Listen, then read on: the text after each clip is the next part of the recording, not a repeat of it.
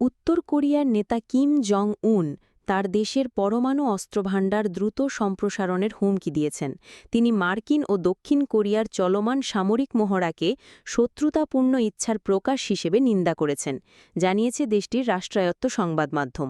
Kim মঙ্গলবার উত্তর কোরিয়ার একটি নৌ-ধ্বংসক জাহাজ পরিদর্শনের সময় এই মন্তব্য করেন। তিনি বলেন, এই মহড়া যুদ্ধ প্ররোচনার ইচ্ছার স্পষ্ট প্রকাশ এবং এই উত্তর কোরিয়ার জন্য হুমকি স্বরূপ। তিনি আরও উল্লেখ করেন যে মহড়ার মধ্যে যে পরমাণু উপাদান যুক্ত রয়েছে তা দেখাচ্ছে যে উত্তর কোরিয়া তার পরমাণু অস্ত্র কর্মসূচি দ্রুত সম্প্রসারণের পথে রয়েছে।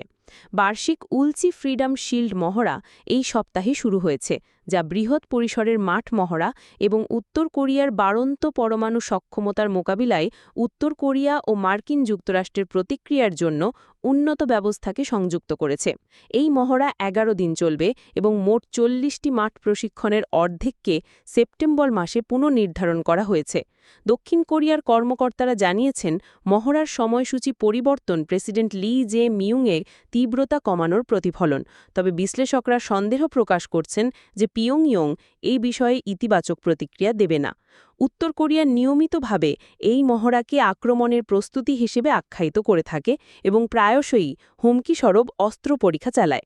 বিশ্লেষকরা বলছেন, উত্তর কোরিয়া এই পদক্ষেপের মাধ্যমে দেখাচ্ছে যে তারা পরমাণু নিস্ত্রীকরণের প্রস্তাবে সম্মত নয় এবং তাদের পরমাণু অস্ত্রকে স্থায়ীভাবে উন্নত করার দৃঢ় ইচ্ছা রয়েছে।